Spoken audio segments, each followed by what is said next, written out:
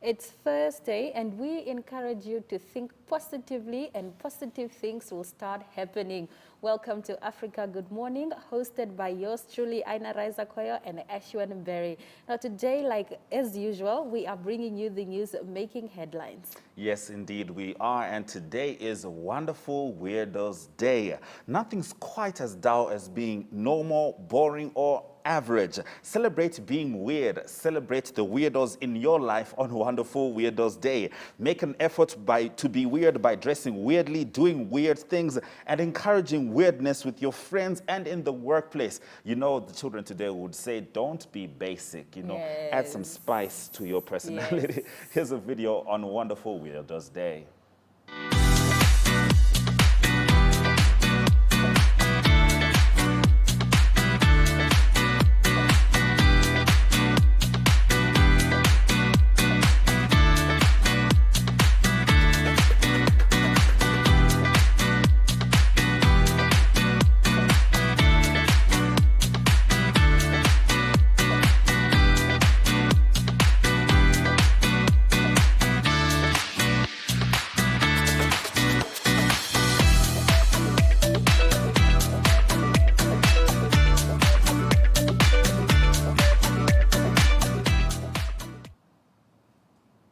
It is the 9th of September 2021, and here are the news making headlines.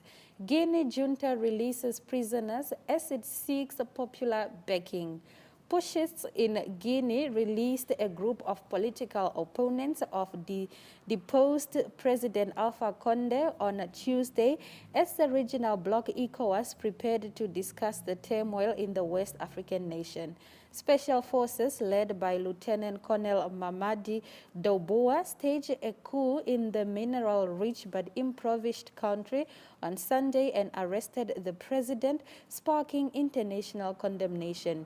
The 83-year-old president was under fire for perceived authoritarianism, with dozens of opposition activists arrested after a violently disputed election last year. An AFP journalist saw about 20 prisoners freed from the prison in the capital, Conakry, on Tuesday evening, including prominent opposition activists.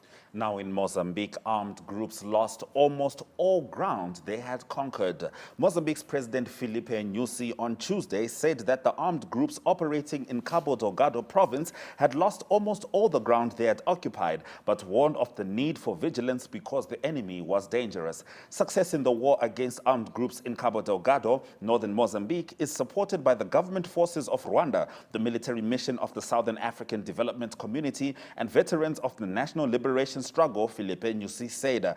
The Mozambican head of state said that the people displaced by the armed violence in Cabo Delgado feel encouraged to return to their homes due to the expulsion of the armed groups.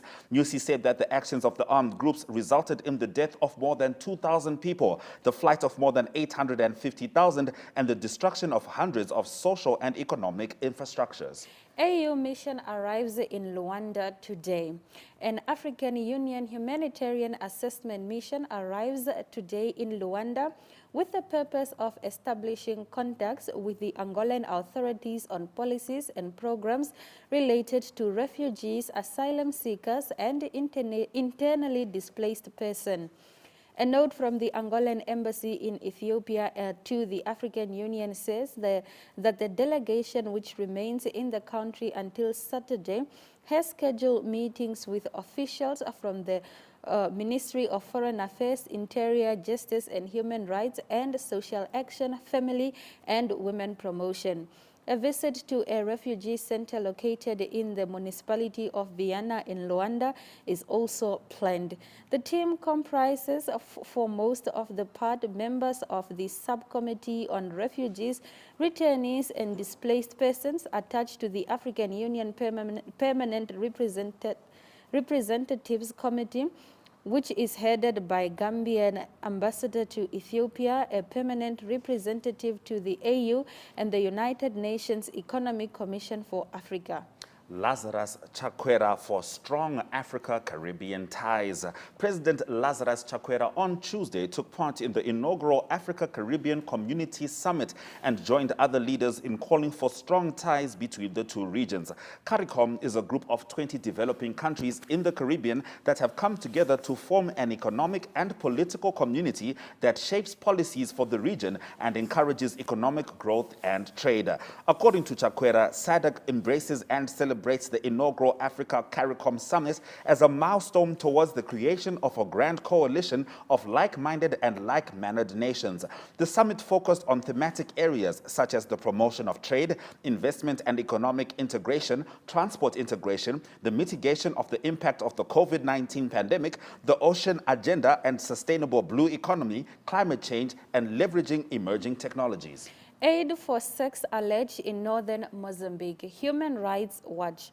Allegation for sexual exploitation and abuse of women in exchange for humanitarian aid have re-emerged in Mozambique, this time among people displaced by armed Islamist group in the northern Cabo Delgado province. Last year, the Center for Public Integrity, a Mozambican non-governmental organization, reported that community leaders sexually abused dozens of displaced women in Cabo Delgado in exchange for humanitarian aid. An investigation by the Center for Investigative Journalism, Mozambique, published this week, similarly found that some aid workers demanded for money or sex before distributing food parcels to women in various IDP camps across Cabo Delgado province. Unfortunately, these accusations are not new. The sexual exploitation of women who are already vulnerable and in dire need of assistance for themselves and their family is cruel and should be stopped immediately.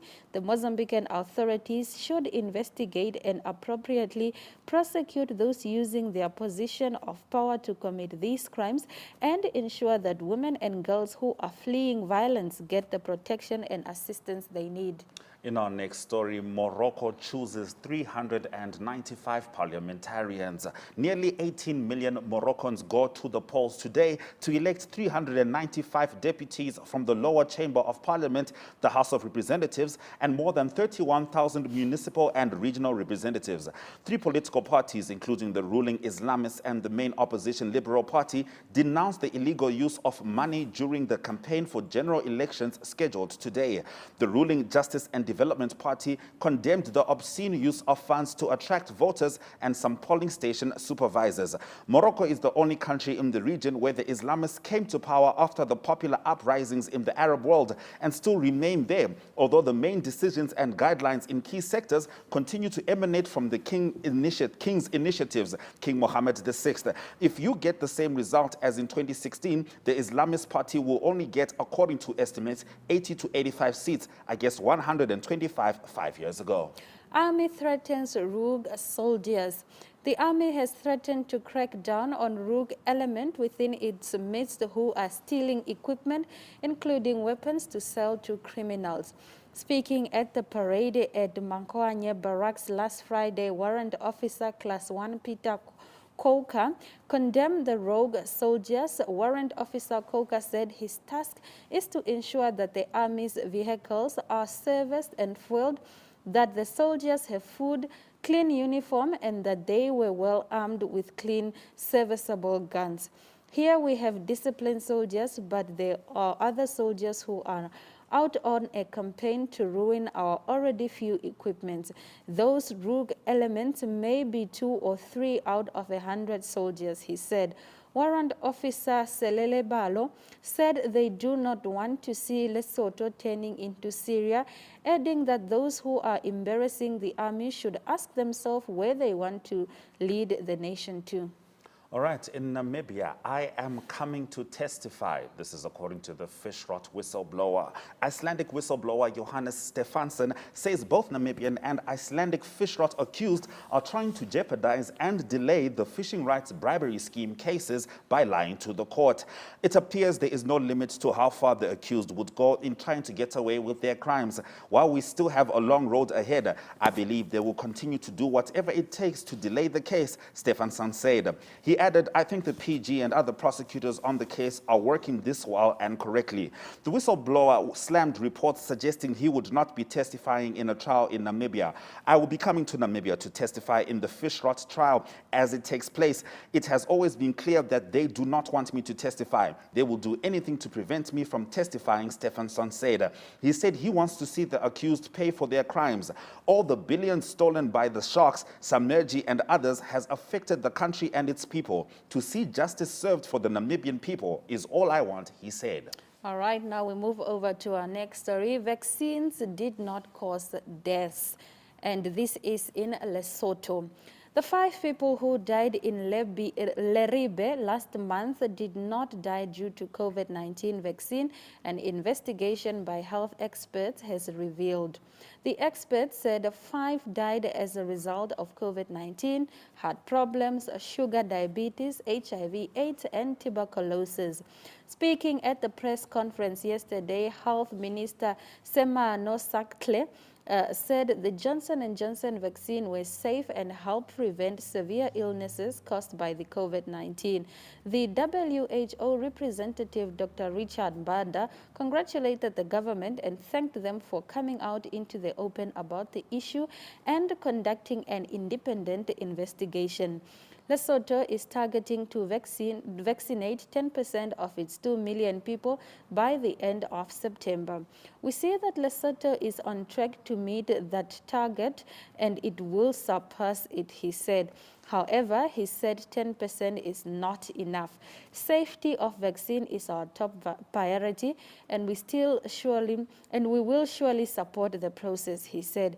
He said they understand the concerns associated with adverse effect. He emphasized the effectiveness of the vaccine against severe illnesses and death. Vaccine hesitancy will not help us. We need to go beyond that, he said.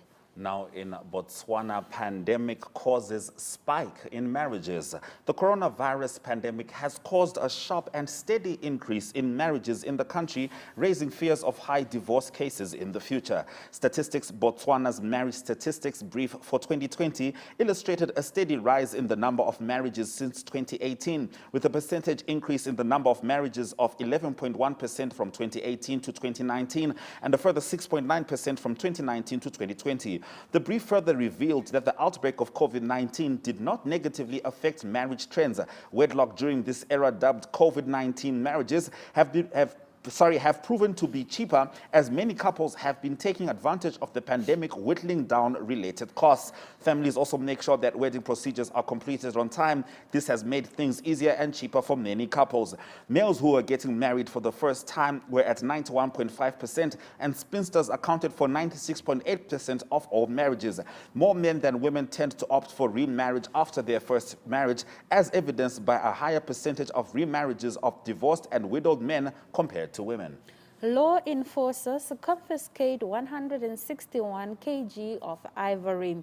Department of National Parks and Wildlife officials have, under Internal Fund for Animal Welfare's Combating Wildlife Crime Project, confiscated 161 kilograms of ivory in Malawi and Zambia from the 1st of April to the 30th of June this year.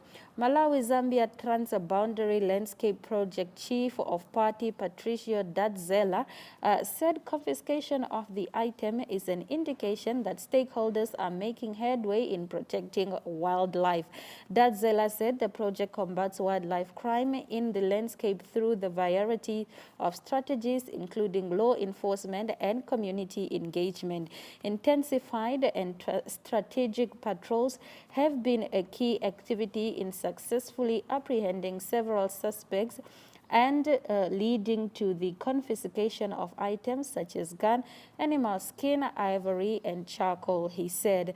The goal of the project, which is supported by the United States Agency for International Development, is to see elephant population stabilize or increase in Malawi-Zambia landscape through a decrease in poaching-related mortalities.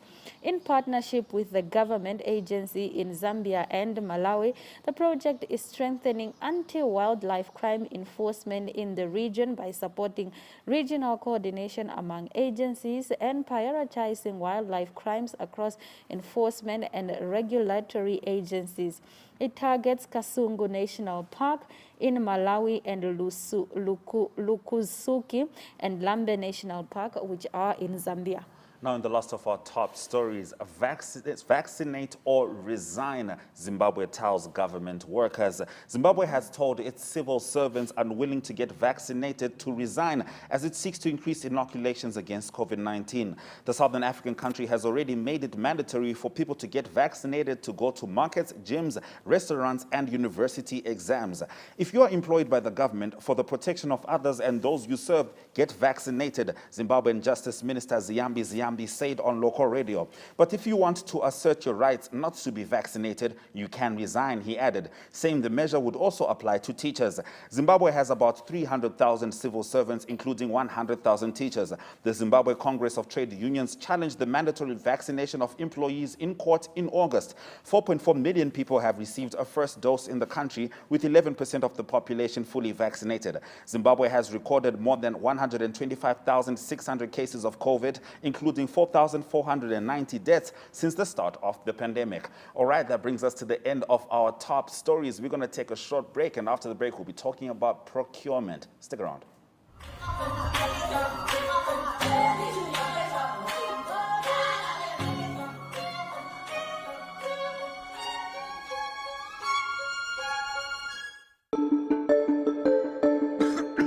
Confused or worried about symptoms during the COVID-19 pandemic? If you only have a runny nose or are sneezing, you may have a cold or allergies. Have you lost your sense of taste or smell? Are you experiencing shortness of breath? These are common symptoms of COVID-19. Coughing, fatigue and fever are all symptoms of both flu and COVID-19. If you have a temperature above 38 degrees Celsius or 100.4 degrees Fahrenheit, call your local healthcare provider or hotline for medical advice and ask whether you need a COVID-19 test. If you have any COVID-19 symptoms or are waiting for test results, stay home and isolate from other members of your household. Drink fluids and eat well. Always wear a mask if you're in the same room as others. If you test positive for COVID-19, follow your healthcare provider's advice. If at any time you experience a danger sign like difficulty breathing, chest pain, confusion, loss of speech or mobility, don't wait. Seek medical care immediately. Remember, you can prevent colds, flu and COVID-19 by following a few basic precautions. Stay safe and protect each other. We're in this together. Know your risk, lower your risk.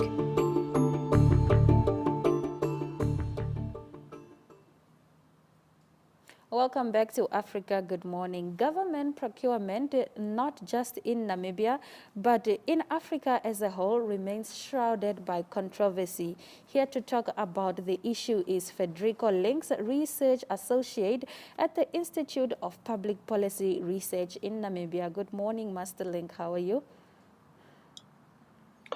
Good morning. I'm well, thank you. It's a pleasure to have you on Africa Good Morning. Now, how important are watchdogs like the IPPR when it comes to government transparency and accountability? Playing the watchdog role is one of the core roles of civil society in any society. That's why they are civil society organizations. In many respects, and that's one of the roles that the IPPR has sort of played since its inception about 2 decades ago. So I mean that's and there needs to be a lot more. There needs to be a lot more civil society, engagement with policy issues. And it's not just the IPPR, of course, who does that, plays that role in Namibia. There are a number of others, the Legal Assistance Center, for instance, the Namibia Institute for Democracy, the Namibia Media Trust, and some others. They play the same sort of watchdog role in specific sectoral on specific sectoral issues. So it's very important that civil society plays this role. All right. Now, what is your view on government procurement in Namibia? Well, I mean, what we've been doing sort of procurement tracking since 2018, um, and this is follows the operationalizing of the Public Procurement Act of 2015 with the start of the 2017-18 financial year on 1st of April 2017. So we've been tracking the implementation of the system since then. And I mean, we have been critical of the way the new system has been rolled out, um, and we feel that it has sort of undermined some of the core principles of the new legal framework. Um, so that's one of the issues. But we do see some positive trends in terms of more transparency, especially in this last financial year, the 2020-2021 financial year, where we actually have more um, procurement data and information available than I'd say we've ever had before, even going back under the previous old tender board system. But the quality of that transparency is the problem. So even though there is a lot more information available, the quality of that information and how accessible it is still a serious issue. Um, and we have to admit that the public procurement system is being undermined by various challenges within the sector. And that's what we try and bring to light or spotlight with our procurement tracker. All right. To which extent has the government been transparent regarding COVID-19 procurement? Um, you know, uh, if we look at, for instance, annual procurement plans, which um, uh, public entities have to submit to the procurement policy unit in the Ministry of Finance. Um, they for the last financial year, about 128 out of 178 entities, which is about two no three quarters or 75%, almost 75% of public entities. I think it's 72%, if I'm not mistaken. So I mean, almost 7 out of 10, or just over 7 out of 10 public entities submitted annual procurement plans. So there was relatively high compliance with the law in terms of submitting annual procurement plans. Now, the annual procurement plan is a transparency mechanism.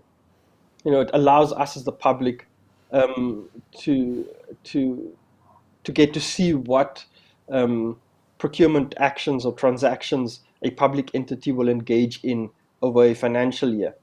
Um, so for the first time, we have this sort of very um, um, for the 2020-2021 financial year, we have this sort of really good view of what's happening across the public sector, even though almost about 28% of public entities, we still don't know what's happening there.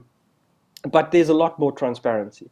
When it comes to quarterly procurement reports, which public entities also have to submit to the procurement policy unit, there the compliance and the transparency, come down significantly, with only about in the range of about 30% or just over 30% of public entities submitting timelessly their quarterly reports. Now, if you look at the quality of the transparency, um, you know there's something to be said about the quality of the reports that they file. There's something to be said about, how accessible it is to people on the ground. For instance, a lot of your village councils might not have functional websites. Now, the law says the annual procurement plan has to be put up on the public entity's website. Now, if a village council doesn't have a website, where do the local people get to see, that annual procurement plan? So, these are issues that we point to, that we feel need to be addressed. I mean, it's one thing for all these plans to be accessible through a link on the Ministry of Finance website, which most people probably don't even know about. I mean, it's another to actually give meaningful life to the transparency principle by enforcing the law to have public entities make their annual procurement plans available at local levels.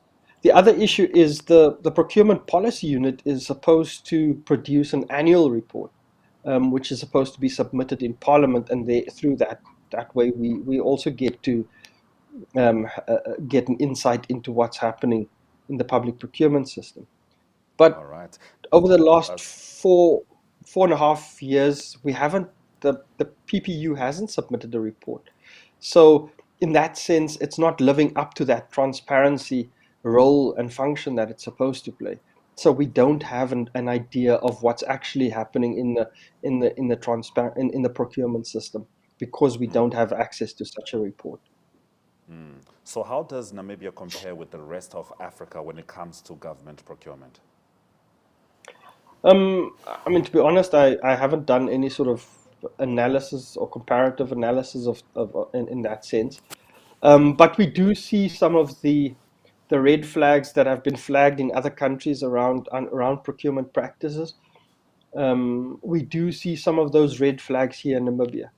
And we've seen some of them around pandemic procurement, around COVID-19 pandemic procurement practices, which is problematic, and which should be watched, and people should be aware of this.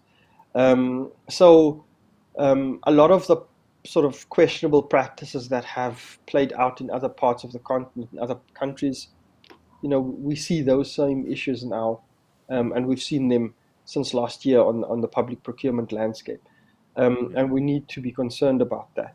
But on the whole, I think we've got a very good framework, and I think there is generally an intent to make it work, and to live up to the transparency and integrity and accountability mechanisms or principles that are in the framework. But I mean, we're not there yet. We need to do a lot more work. And this framework is actually, I think, much better than what you have in many other places on the continent. So if we're serious, we could become an example of good public procurement practices on this continent. Indeed. Which is definitely Sorry, something we should aim for. I have to cut you off there. Sorry. Thank you very much for joining us on Africa Good Morning and disseminating that important information. I think you gave us quite a scope right there. Thank you. It was a pleasure. Wonderful. We were just talking to Mr. Frederico Links, who is a research associate at the Institute of Public Policy Research in Namibia. This is still Africa Good Morning. We're going to take a short break.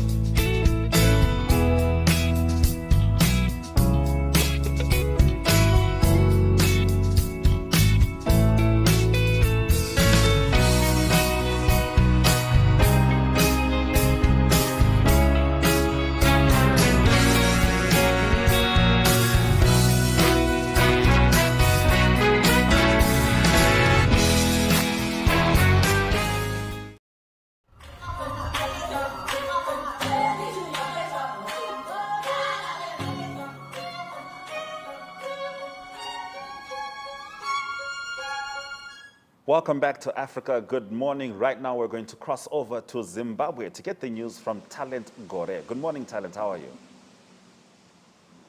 Good morning. I'm good. How are you doing?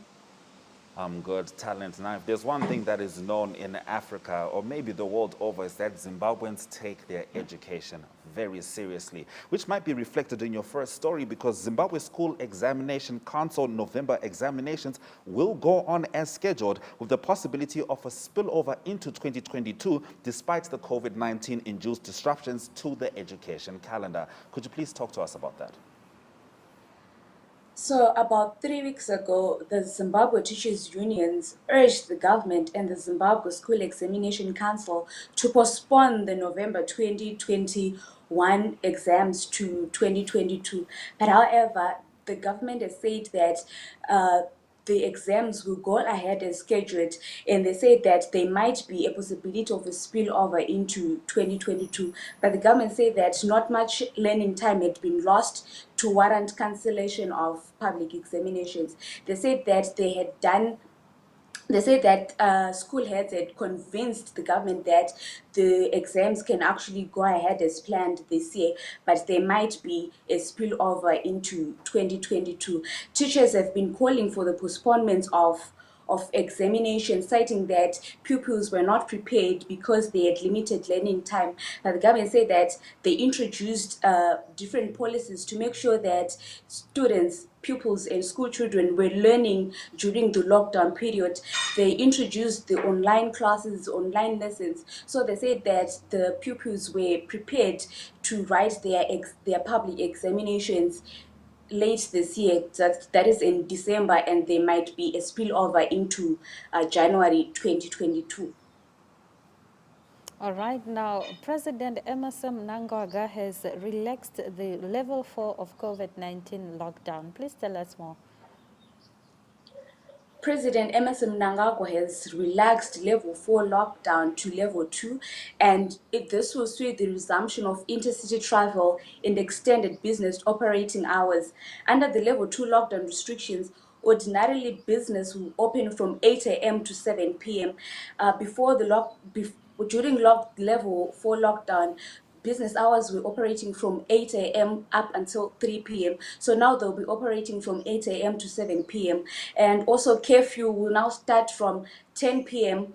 to 5:30 a.m. During level 4 lockdown, it is from 6 p.m. to 6 a.m. President has also opened up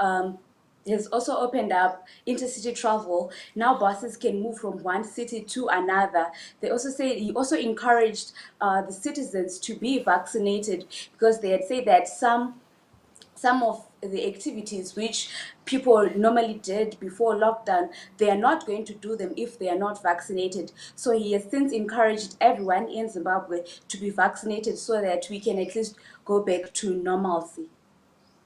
All right, now in the loss of your stories, it's not the kind of story I enjoy. Zimbabwe Warriors lost 0-1 to Ethiopia in the Group G World Cup qualifier. Let's just get into it. The Zimbabwe Warriors dropped to the bottom of the Group G after they lost 1-0 to Ethiopia in a 2022 World Cup qualifier match. The Warriors conceded a last-minute goal from the penalty spot in a match that they thought they had done just enough to bring home a crucial point. This result then means that the Warriors are now facing mission impossible to progress to the final round of the qualifiers. In the Group G, we see that South Africa are at the top of the table with 4 points, while Ghana and Ethiopia have 3 points both, and Zimbabwe are at the bottom of the list. And for them to qualify, they have to be a top. So for the qualifications, only the teams that are at the top of the table will qualify to the next round. So it is nearly impossible for the Zimbabwe Warriors to proceed to qualify for the next round. And we've seen that they still have 4 matches to go. They're going to play against Ghana in October. So we'll see how that goes. But as it stands, it is nearly impossible for them to qualify to the next round. I'm tempted to quote Justin Bieber and say never, but we'll just see how it goes. Thank you very much, Talent, for bringing us the news from Zimbabwe. You're welcome, and thank you very much for having me. It's always good having you here. Talent is something else that is always good to have is good weather, but kind of like Zimbabwe, it's impossible to predict how that's going to go. So let's just have a look at the forecast up next.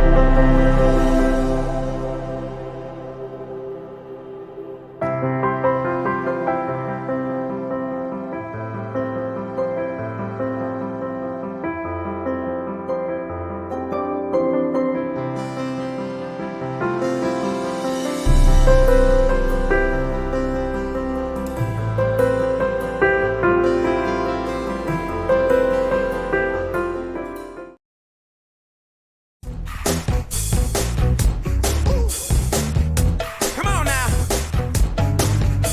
Say hey.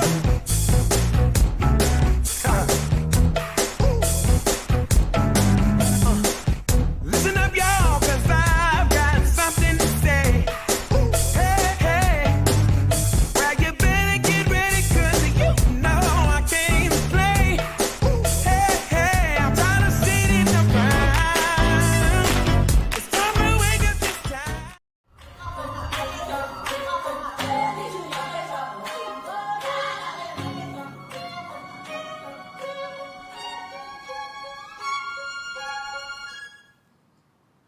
Are you planning to quit tobacco during the pandemic? What risk does COVID-19 pose to tobacco users? Learn how the tobacco industry lured people to consume tobacco during the pandemic. Dr. Hebe Gouda explains the health benefits of quitting tobacco in Science in 5.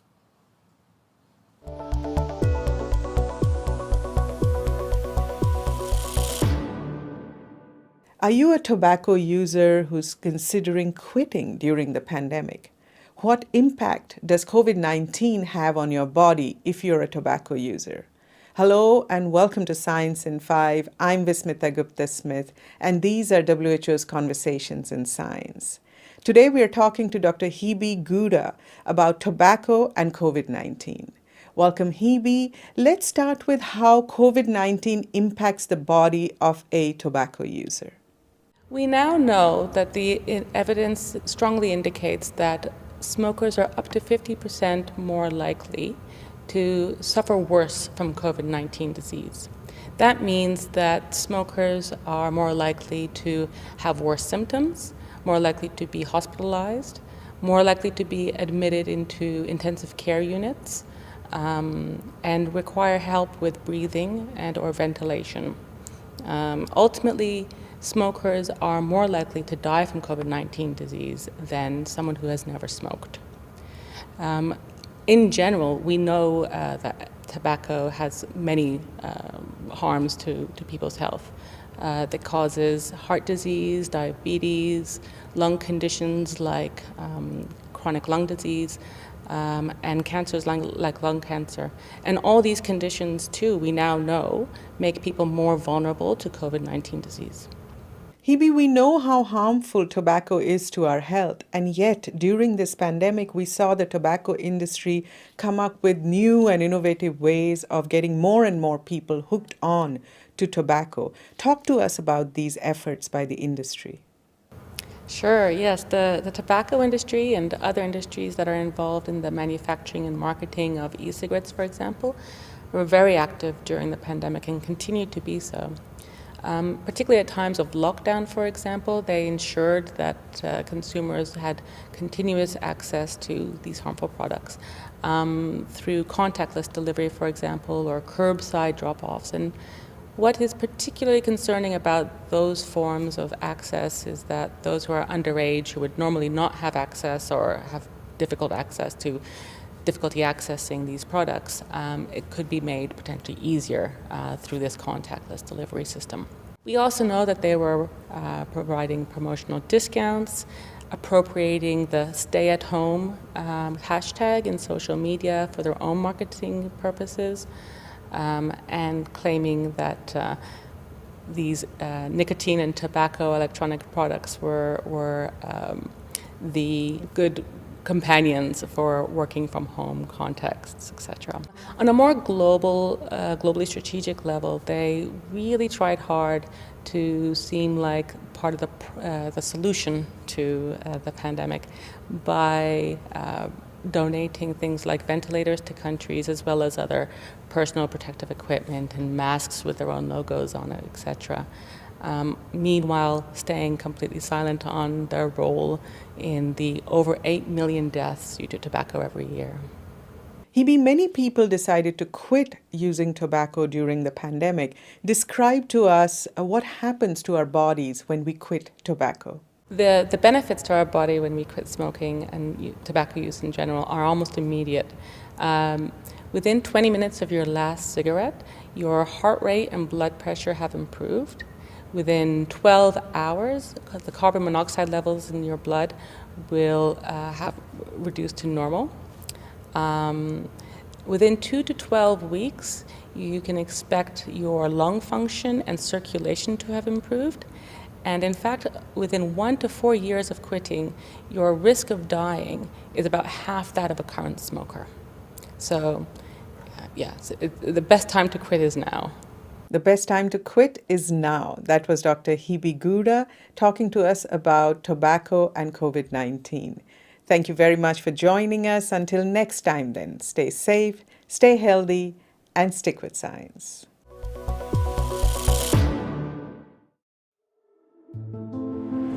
Imagine if it was your daughter, your mother, your sister.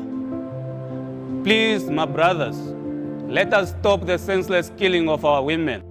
Abusing of alcohol is no excuse to women abuse. As a champion man, I acknowledge the impact of women abuse and gender-based violence in Namibia. We pledge not to stay silent for the pain of our Namibian women. We pledge to always take action against women abuse.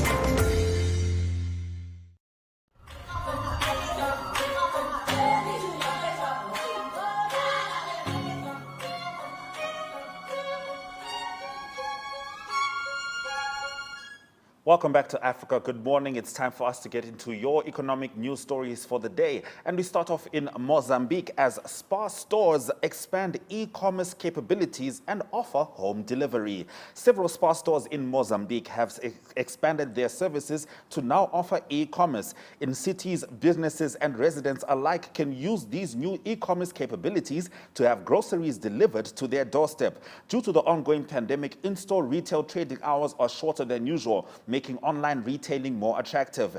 Customers can either order through the web shop or download a dedicated app via the App Store or Google Play. This app allows shoppers to create and save grocery lists and use family sharing options for ordering. Customers can also place orders via WhatsApp or call their local store if preferred. Shoppers can either pay in cash upon delivery or in-store when collecting the order. The online platform makes it easy to order groceries for delivery on behalf of family members or friends. The latter facility is popular with families living in different cities. Depending on the size of the order and the time of placement, the time between order and delivery is advised upon ordering. Africa's third best performing currency may have more to run. Uganda's shilling, Africa's third best performing currency this year, gained for a fourth straight day on Tuesday, buoyed by dollars inflow from coffee exporters and foreign investors chasing yield. The East African nation's currency gained 0.1% against the dollar, increasing year to date against to almost 4%, the most of the continent this year, after Zambia's kwacha and Mozambique's metical, according to the data compiled by Bloomberg. Uganda is Africa's biggest coffee exporter, and shipment climbed to a record in June on a better yield from the new trees, favorable weather, and improved prices, according to the Uganda Coffee Development Authority.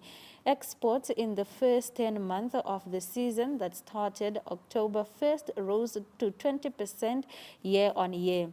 The coronavirus pandemic has had economic output from the net importer, resulting in less demand for greenbacks, said Benoni Okwenje, the general manager for financial markets at Kampala-based Centenary Bank. And Namibia still owes 3.5 billion Namibian dollars. And Namibia's liquidators say the defunct state-owned airlines liabilities currently stand at 3.5 billion Namibian dollars, of which roughly 693 million Namibian dollars involves unpaid taxes. These figures are contained in a report dated 4 August, compiled by liquidators David Bruni and Ian McLaren. The biggest lump of the company's debt involves about 2.3 billion Namibian dollars to trade creditors. The airline has also been extended bank loans worth 408.7 million Namibian dollars, and at the time the report was compiled, still owed former employees 105.51 million Namibian dollars in severance packages. The liquidators said past boards of directors and management cannot be held accountable for any harm or liabilities to the company during the tumultuous financial period of the troubled carrier. The airline, which was shut down earlier this year due to a plethora of financial, viability, operational and staffing problems, has carried the spirit of Namibia since its inception in 1986. It does not appear that the directors or officers of the company are liable for damages or compensation to the company, the liquidators said in their report. In Botswana, Fikwe youth thrives in eco-paper manufacturing.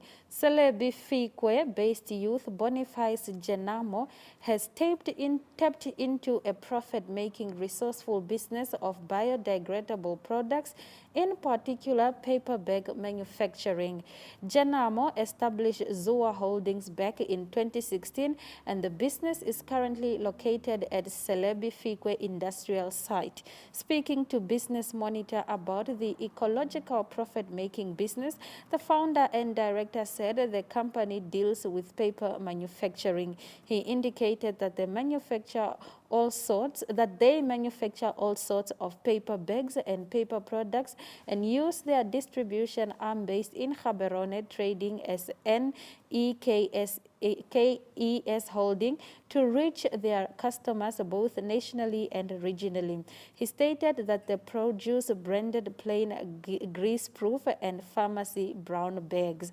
The business owner added that the idea of paper bags came after the realization or a dream to help the country go in the same direction as the United Nations member in achievement of the healthy and biodegradable products. Now, in the last of our economic news stories, liquidation proceedings against Steinhoff can proceed. The former owners of Techie Town can proceed with their liquidation application against Steinhoff International after the Western Cape High Court dismissed the intervention application of two parties and confirmed that the local courts have jurisdiction to hear the case. The court dismissed the applications of administrators who are administering settlement proceedings on behalf of Steinhoff. The court also ruled that the South African courts have the jurisdiction to hear the liquidation application. The judgment therefore paves the way for the Techie Town owners to continue with the liquidation application, which is set to resume on Thursday. The former Techie Town shareholders did not institute a claim against Steinhoff as other investors did, but instead initiated legal proceedings for their former business to be returned to them. However, earlier this year, they filed for Steinhoff's liquidation. In response, the shares tanked as much as 40% on Monday before recovering to trade down only at 10%. All right, that brings us to the end of our economic news stories. Up next, economic indicators.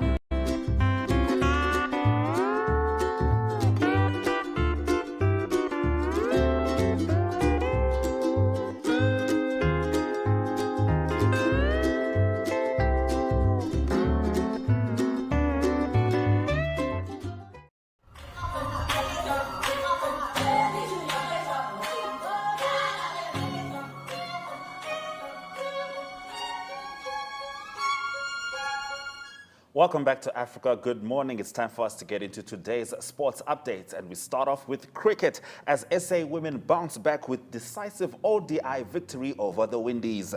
The Momentum Proteas produced a sterling performance with the ball to win the opening women's one-day international against West Indies women at Coolidge Cricket Ground by 8 wickets. The victory was set up by some impressive bowling from the Proteas women who were stingy with the ball. The hosts did not offer much with the bat and were sluggish in the initial overs, only amassing 11 runs in 6 overs before the first wicket fell. On a good batting pitch, runs continued to be plundered with the South African opening pair reaching 88 before Wolvaert lost her wicket on 36. After losing the wicket of Sunil Lewis, the experienced duo of Lee and Van Niekerk saw the Proteas reach their target with ease, a feat that will give the Proteas women confidence heading into the second WODI on Friday at the same venue. Italy sets new unbeaten record as Germany thump Armenia. Italy broke the world record for the longest unbeaten run in international football with a goalless draw at Switzerland on Sunday, while Germany got their World Cup qualifying campaign back on track by thrashing Armenia 6-0. European champions Italy should have taken all 3 points, but the Swiss goalkeeper Jan Sommer saved Giorgino's second-half penalty. Italy are binding to banish the memories of their shock failure to qualify for the 2018 World Cup. All right, in our next story, Pele undergoes surgery. Brazil legend Pele has had surgery to remove a tumor from his colon. Following reports that the 80-year-old had been in hospital for 6 days, he posted on social media on Monday saying he had had surgery to remove the suspicious lesion last Saturday. Fortunately, I'm used to celebrating great victories alongside you, said the 3-time World Cup winner. I will face this match with a smile on my face, a lot of optimism and joy for the living. His health has been a concern in recent years, and he had prostate surgery in 2015. Pele is Brazil's all-time leading goal scorer and one of only 4 players to have scored in 4 different World Cup tournaments. According to the Guinness Book of World Records, he scored a reported 1,279 goals in 1,363 appearances during his career, including 77 goals in 91 internationals for Brazil. Mane scores as African giants make their mark. Liverpool star Sadio Mane was among the goals for Senegal, who, along with Nigeria and Tunisia, took significant steps on Tuesday towards qualifying for the 2022 World Cup in Qatar. All three nations are seeded first in mini leagues and have a maximum 6 points after the two rounds, having started with home victories over the lowest ranked sides before winning away to the second seeds. Another of the 10-4 teams group is led by lowly Tanzania, who scored off the penalty awarded after just 5 seconds when defeating Madagascar. In the last of our sports stories, Pitso Mosimane does not fear the axe. Pitso Mosimane doesn't fear being sacked by Al Ahly, and that's because he feels he's done enough since joining the club almost a year ago. Mosimane's Al Ahly failed to defend their Egyptian Premier League title, losing it to Zamalek with a game to spare. And they were concerned that Al Ahly would pull the trigger on Mosimane's, given the club's impatience with coaches. In an interview with Radio 2000, Mosimane said if Al Ahly sack him because he's lost just 4 of the 52 games he's been in charge, then they are more than welcome. I hate losing. You know me. Everybody knows in South Africa that when I lose, just look at my post interviews. I'm just a different person, he continued. I get angry and I go home and I immediately look at the game. What happened on that night? The players will get a text. This is what happened because I can't take a loss. Losing is not in my space, added Mosimane. I love that. Losing is not in my space. It's no way here. It doesn't pay rent. All right, those have been our sports stories. After the break, headlines.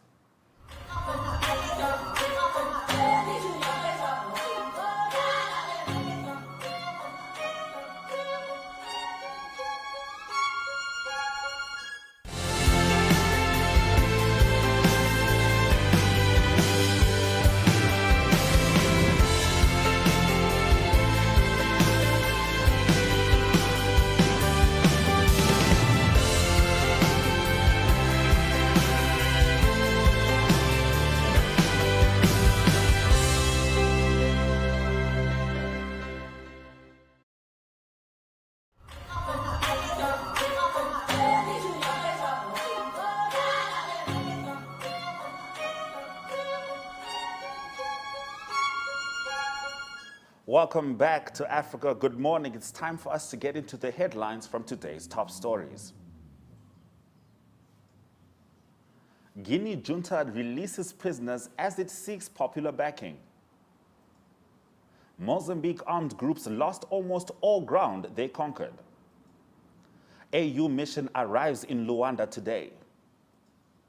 Lazarus Chakwera for strong Africa-Caribbean ties. Spar stores in Mozambique expand e-commerce capabilities, offer home delivery.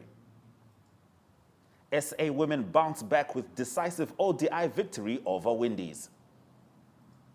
Those have been our stories. Thank you very much for joining us on the Thursday edition of Africa Good Morning. We do invite you to visit our website. It's called oneup2.com for more content. We also welcome your remarks regarding our show. You can send them to us on our email is agm_2centsworth@nmh.com.na. Alternatively, we are on Facebook and Twitter, and that's at Africa Good Morning. On that note, it's all our love, all our light. Until tomorrow, keep those masks on. Swera Jakanaka.